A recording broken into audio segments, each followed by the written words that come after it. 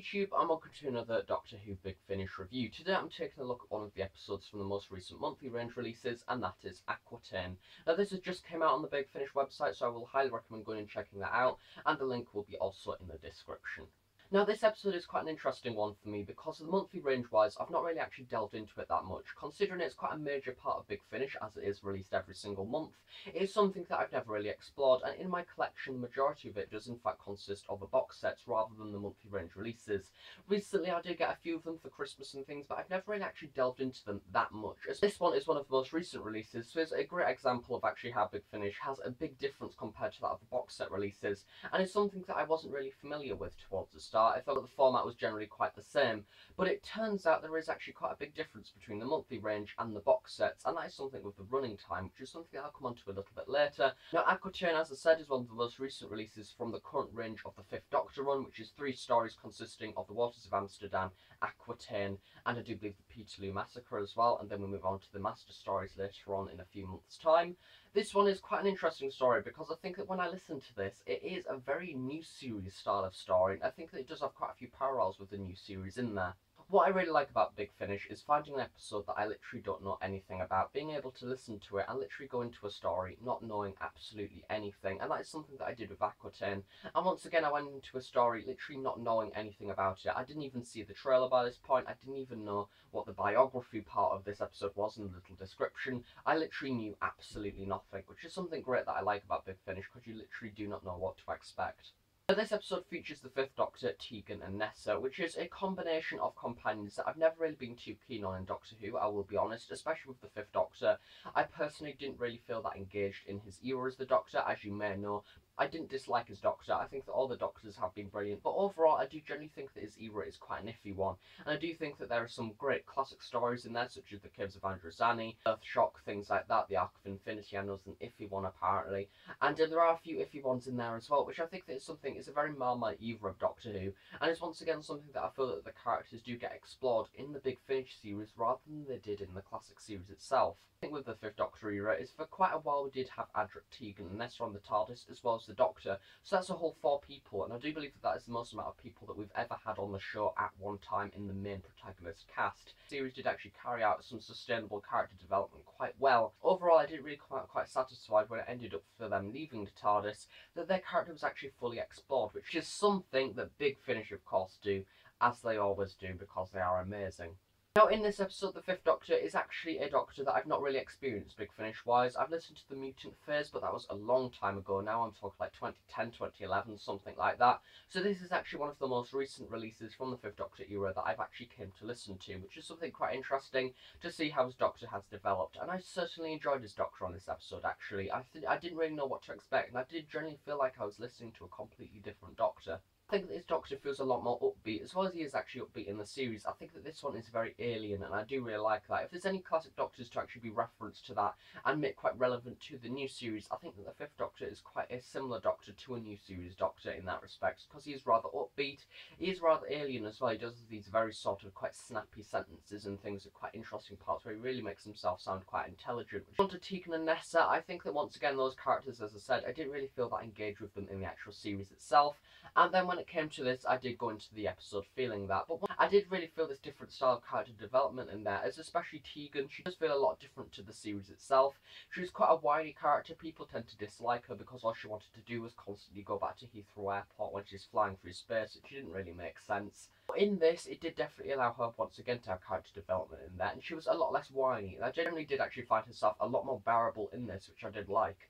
Near to the end of the episode, there is actually a really nice scene with Tegan where she actually has some bit of character development in the way that she feels compared to the Doctor and Nessa, which is something that I think was very interesting, and I didn't expect it, because overall she generally actually feels quite sort of not very intelligent compared to them, which does sort of make sense, compared to she's a human, the Doctor's a Time Lord, and I do believe the people from Traken are actually quite an intelligent race as well. Again, I didn't really expect this character development in the episode, and it never actually came to my mind of how Tegan would actually feel being with 2 aliens, and I think that once again again, that is actually quite an interesting technique that they use. And I did generally feel a bit of sympathy for Tegan, as she does sometimes feel actually quite a left out person, which I think is an interesting way to actually take it, as they have actually developed her character quite a lot on Big Finish, which is something that I can definitely give them credit for. On to Nessa. Once again, she's quite an interesting character. Throughout the whole of the classic series, we've not really had a character with a plot line. Nessa was something a lot different. Obviously, her dad was sort of taken over by the Master. I think that is a very interesting plot from the classic series, is she did definitely feel like quite an engaged character in Doctor Who. I think that Nessa has always been quite an interesting character. She's an alien, which is something that we don't see in the new series of Doctor Who, and overall it allowed for her character to be a lot different, because she's a very unusual person. Once again, in this episode, I did actually really enjoy Nessa. She was split off from the Doctor and Tegan quite early on in the story, which allowed for her to have some scenes by herself, which allowed to sort of see how she would tackle the situation, and that was done really nicely. Generally enjoyed her in the story, possibly the most actually out of all of the characters in the episode, companion-wise. She's definitely had this development on Big Finish that she didn't have in the show, and once again, this idea of her being another alien from Traken, once again, it did sort of work into the plot. It is actually mentioned quite a lot in different episodes. She generally like that because she's unusual, which is something that the new series of Doctor Who does not have. And whilst we are now looking for a new companion on Doctor Who since Jenna Coleman's left, I don't know by the time this actually goes out, we might even know what who the next companion is, as there is actually a rumour going around that we may know soon. But I do definitely think that when the next companion comes along, she should be an alien of some sort, or something similar to Traken, like an intelligent species, something like that. Maybe a scientific advisor or something from the future. That might be something quite nice to go on. I don't know, but it would be definitely very nice to have that in there, an alien style of companion. Moving on to my favourite robot of all time, which was played by Matthew Cottle, and he's called Hardgreaves. Now, I didn't know who he was at the start of this episode, but funny enough, in the first few minutes we do get introduced to his character, and I loved him in this episode, quite honestly. He's a robot. He's actually the one as seen on the very front cover of the episode, the weird sort of boggly-eyed thing, and I love him in it. I absolutely love him. I think that he is a very interesting character, and he is technically a companion for this episode, actually, so I take that quote back about Nessa being my favourite companion for the story. Honestly, Hardgreaves is such an interesting character. He's quite a comedic robot in a way, which once again is something that I like with Big Finish, because it can actually do things like that, and in this episode it does definitely work very well. The opening of the episode starts with this really nice little monologue from Hardgreaves as he's going along the HMS Aquitaine and sort of cleaning it and things, and doing little activities and things he needs to carry out each individual day, such as putting forks on the table, things like that, setting the tables, cleaning things, dusting the panels and all that. I did really like that. It felt like a diary in a way, and it did feel very personal, and it is quite comedic as well, as I do believe sort of in that monologue we do have a scene where he says something like, I do sometimes go and play golf with Butterworth or something, the service robot, but he's not really very intelligent, so he always wins, things like that. I just love those little things because it makes him sort of have this personality. And yeah, I don't think we ever actually got to meet Butterworth, I don't think. So yeah, it would have been very nice to meet him. But yeah, I think they should get a spin-off, Hardgreaves and Butterworth. There we go. Get on it, Big Finish. Actually, so Hardgreaves is literally the backbone of the story in more ways than one, because he is essentially the Aquitaine itself. He is sort of like the computer that is in the system, as well as in every single service droid that the whole of the space station has. I like that, because essentially the space station was a character in itself. You have a spaceship literally with a personality, which is what I love, and generally it comes to the point where the actual setting of the spaceship is one of my favourite characters for the story. That's just brilliant and mad at the same time. Honestly, he was the backbone of the story. He carried it along really well. This episode was quite complicated in places, which I will go on to a little bit later, but it was generally quite complicated, and I do definitely think that without Hardgreaves in there, I just wouldn't have been able to understand it at all, because he definitely held the story together.